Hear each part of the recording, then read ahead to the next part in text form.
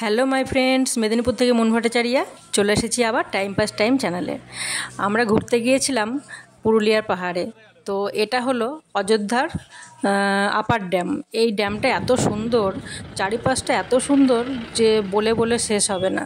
আর সত্যিই খুব সুন্দর, জলের রঙটা দেখো, এত সুন্দর জলের রঙটা যেন মনে হচ্ছে কোনো সমুদ্রের ধারে দাঁড়িয়ে আছি। জায়গাটা মানে এতই মনোমুগ্ধকর পরিবেশ, সত্যিই খুব সুন্দর। রাস্তাঘাট এত ভালো, চারিদিকে কিন্তু পাহাড়। আমরা তো আগে জানতামই না যে বাড়ির কাছে এত বড় বড় পাহাড় আছে। পুরো দার্জিলিংয়ের মতোই, দার্জিলিংয়ের মতো, কিন্তু পুরুলিয়াটাও কিন্তু কম সুন্দর নয়। আর এটা হলো ময়ূর পাহাড়। এই ময়ূর পাহাড়টা উঠতে খুব কষ্ট, এটা হলো সর্বশেষ পাহাড়। তো এখানে উঠতে খুব কষ্ট। পাহাড়ের হচ্ছে পাথর কেটে কেটে রাস্তা তৈরি। ওঠার সময় প্রচুর কষ্ট হয়েছিল।